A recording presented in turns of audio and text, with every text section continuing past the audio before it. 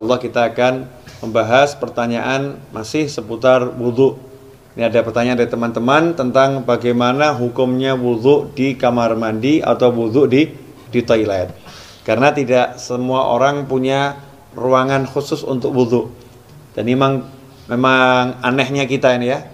Kita ini kalau bangun rumah ada ruangan untuk mandi, ada ruangan untuk masak, ada ruangan untuk tidur, ada ruangan untuk ngopi.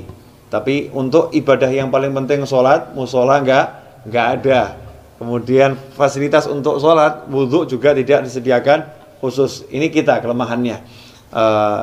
Menyikapi hal itu, maka timbul pertanyaan, kalau wudhunya tidak di ruangan khusus, ya tidak di ruangan khusus untuk wudhu atau enggak punya padasan. Kalau orang Jawa dulu punya padasan ya, gentong yang ada lubangnya di bawah, ditaruh di halaman untuk minum atau untuk wudhu.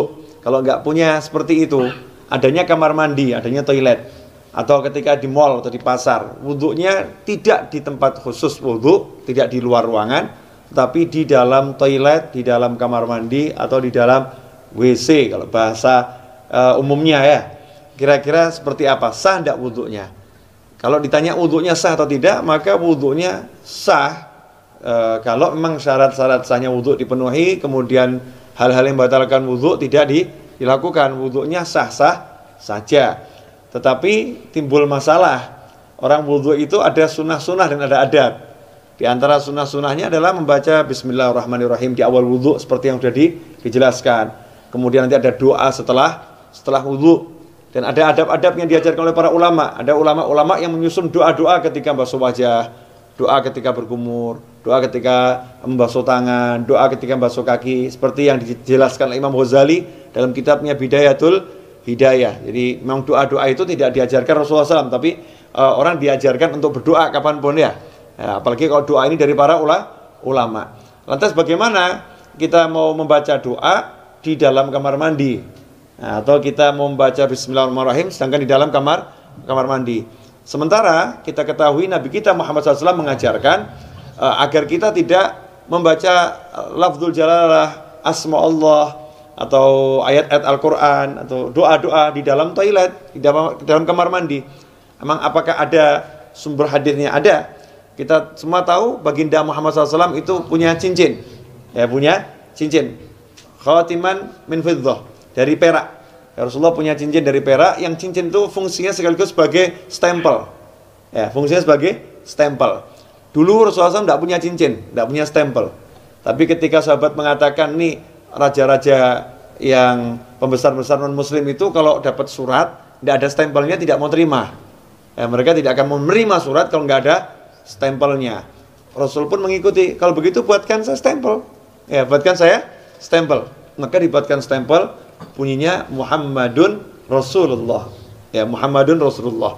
Jadi Allahnya paling atas, berupa cincin dari perak. Ketika Rasulullah wafat SAW, setelah wafatnya Rasulullah, cincin itu dipakai oleh Sayyidina Abu Bakar As-Siddiq radhiyallahu anhu. Setelah wafatnya Sayyidina Abu Bakar, dipakai oleh Sayyidina Umar ibn Khattab. Kemudian dipakai oleh Sayyidina Utsman bin Affan radhiyallahu anhu. Nah, ketika dipakai Sayyidina Utsman, cincin itu jatuh ke Bir Aris, ya, sumur Aris. Ya, kemudian tidak ditemukan lagi. Nah, apa dasarnya? Ketika Rasulullah masuk ke khala, ke tempat buang hajat, Rasulullah selalu melepas cincinnya. Jadi ketika masuk ke tempat buang hajat, Rasulullah SAW selalu melepas cincinnya. Karena di cincinnya itu ada tulisan Muhammadun Rasulullah. Kalau membawa tulisan aja tidak dianjurkan, apalagi mengucapkannya.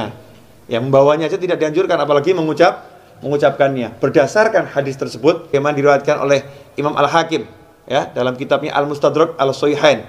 Di situ beliau menyatakan, anna Rasulullah labisa khatiman naksuhu Muhammadur Rasulullah fakana idza dakhala al-khala wada'ahu. Kata Al-Hakim dalam kitab Al-Mustadrak, Az-Zuhri menyebutkan bahwasannya Rasulullah SAW punya cincin yang tulisannya adalah Muhammadun Rasulullah. Idza dakhala al-khala wada'ahu. Kalau masuk ke khala, ke toilet, Rasulullah SAW selalu melepaskan cincinnya tersebut.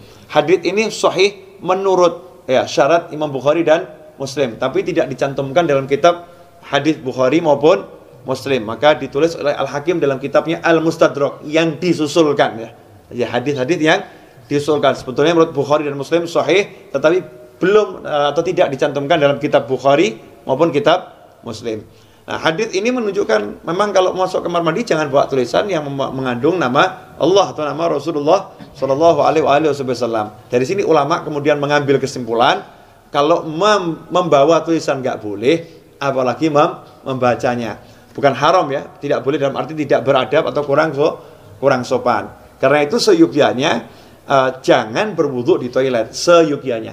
Cari tempat wudu yang memang betul-betul untuk wudu. Kalau tidak adanya toilet, barulah silahkan wudu di toilet atau di kamar mandi atau di WC. Tapi kalau wudu di kamar mandi, toilet atau WC, jaga adabnya. Apa adabnya itu? Ya satu, jangan membaca asma Allah. Cukup dibaca di dalam hati. Lantas bagaimana dengan doa setelah wudu? Ya doanya dibaca di luar kamar mandi. Jadi selesai wudu langsung keluar baca doa setelah wudu. Atau bismillahnya dibaca di luar dulu. Bismillahirrahmanirrahim, masuk langsung wudu juga. Nah, dengan begitu maka sunnahnya tidak hilang, tetap bisa melaksanakan sunnah-sunnah yang dianjarkan oleh Nabi Muhammad Sallallahu Alaihi Wasallam. Insyaallah sedikit ini barokah dan jangan kemudian jadi jalan justru. Oh berarti wudu di toilet gak apa-apa. Oke deh, kita wudunya di toilet aja ya. Jangan seperti itu. Usahakan wudu di luar toilet agar bisa melaksanakan banyak sunnah. Kalau memang terpaksa baru berwudu di toilet. Wal afu minkum. Wassalamualaikum warahmatullahi wabarakatuh.